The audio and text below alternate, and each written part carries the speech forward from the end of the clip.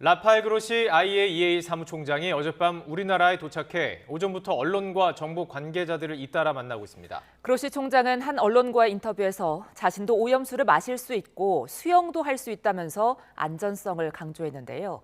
내일은 오염수 방류를 반대하고 있는 민주당과 면담합니다. 취재기자 연결해 자세한 내용 들어보겠습니다. 이승배 기자. 네, 정치부입니다. 네, 그로시 총장 일본 일정을 끝내자마자 바로 한국으로 넘어왔는데 오늘 일정을 소화하고 있군요. 네, 라파엘 그로시 IAEA 사무총장은 어젯밤 한국에 도착해서 오늘 오전부터 일부 국내 언론사와 개별 인터뷰에 나서면서 방한 일정을 시작했습니다.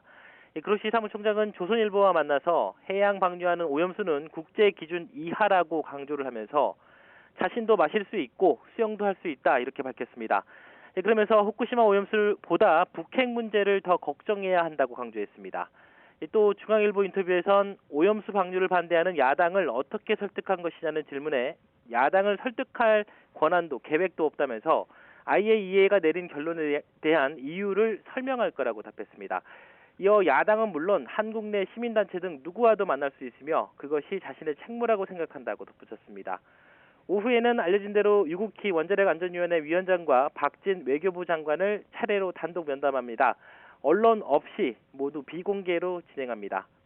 이번 IAEA 종합보고서와 관련한 의견을 교환하고 오염수 방류와 관련한 한국과 IAEA 간의 협력 방안 등을 논의할 것으로 보입니다. 면담이 끝난 뒤에는 근처 호텔에서 만찬도 예정돼 있습니다. 일요일인 내일은 오염수 방류에 반대하는 더불어민주당과 만납니다. 위성권 민주당 후쿠시마 대책위원장은 YTN과의 통화에서 그로시 사무총장과 내일 오전 11시 국회에서 만난다고 밝혔습니다. 면담보다는 간담회 형식이 될 것이며 모두 발언도 언론에 공개할 거라고 덧붙였습니다. 민주당은 이 자리에서 원전 오염수 방류 반대 의견을 표명하고 항의 서한을 전달하는 것도 검토하고 있습니다. 앞서 그로시 사무총장은 어젯밤 공항에 도착하자마자 격렬한 반대 항의 시위에 가로막혔습니다. 11일에는 일본 맞춤형 보고서는 폐기하라, 그로시는 한국을 떠나라 등 구호를 외치면서 일본의 방류 계획에 힘을 실어준 IAEA를 거세게 비판했습니다. 현장에는 300명 가까운 경찰이 투입되면서 몸싸움이 벌어지기도 했습니다. 그로시 사무총장 일행은 공항에 2시간 넘게 발이 묶여 있다가 눈에 띄지 않는 통로를 통해 빠져나갔습니다. 일본 상황도 좀 살펴보죠. IAEA 종합보고서가 나온 이후에 일본은 사실상 방류 준비가 끝난 것 같네요. 네, 맞습니다. 일본의 원자력규제위원회 NRA는 어제 방류 설비의 최종 점검 종료증을 도쿄전력에 전달했습니다. 이 점검 결과 문제가 없다는 일종의 합격증입니다. 도쿄전력은 오염수 방류에 사용하는 해저 터널 등 관련 설비도 지난달 26일 완성했습니다. 사실상 오염수 방류를 위한 모든 준비가 끝났다고 볼 수 있습니다. 이제는 방류 시기에 대한 일본 정부의 결정만 남았는데요. 현재로선 올 여름 방류가 유력합니다.